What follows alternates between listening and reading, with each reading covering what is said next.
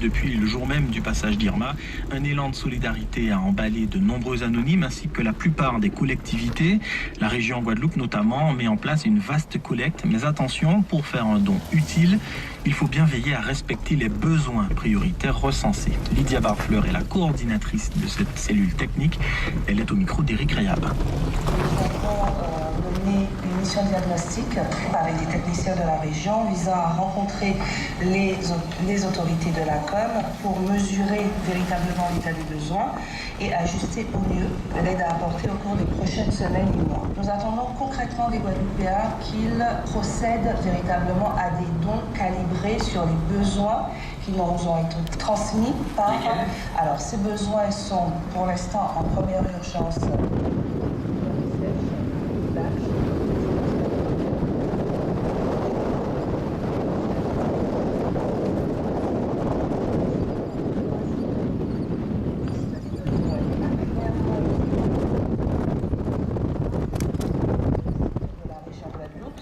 sera par la suite actualisée en fonction, bien évidemment, de l'évolution de ces besoins. L'occasion de revenir aussi sur les nombreux dispositifs d'aide qui existent un peu partout en Guadeloupe. Notez entre autres la communauté judo qui invite chacun des clubs, des licenciés et sympathisants à donner. Les denrées doivent être collectées au sein des clubs.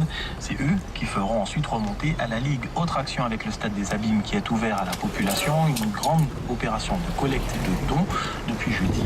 Les marins pêcheurs de Guadeloupe aussi avec le comité régional des pêches qui collecte encore demain entre 8h et 16h à Pointe-à-Pitre avant un premier convoi prévu mardi par la mer. Notez que Guadeloupe Première est également dans cet élan de solidarité. Nous collectons tout ce que vous souhaitez donner en matière de matériel pour aider exclusivement.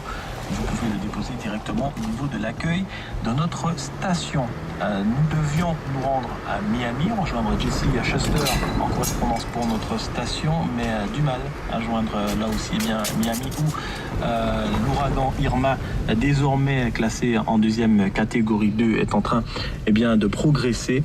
Nous la rejoindrons sûrement dans de prochaines éditions. Notez que cet ouragan rétrogradé en catégorie 2 poursuit sa route vers le nord de la Floride en s'atténuant encore. Toute la presqu'île est concernée par des pluies continues qui favorisent les inondations et par des vents violents qui entretiennent une très forte houle, ce qui provoque une marée de tempête et de la submersion marine côtière. Et concernant l'ouragan José, il est désormais de catégorie 3, situé à 645 km au nord-ouest des îles de Porto Rico.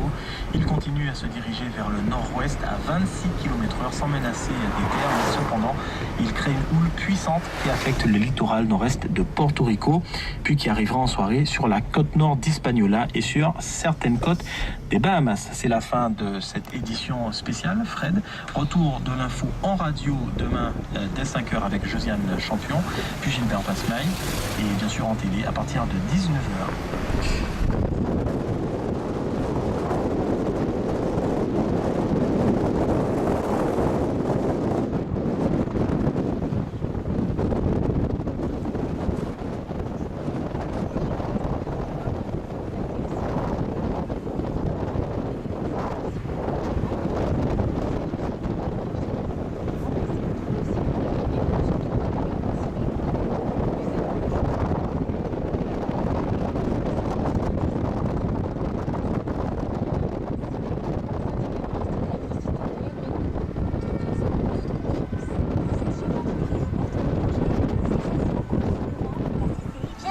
En partenariat avec Guadeloupe Première, le mercredi 13 septembre, de 9h à 12h à la mairie de Pointe-Noire, avec ses partenaires, le RSI et les services fiscaux. Vous êtes attendus nombreux. Infoline 06.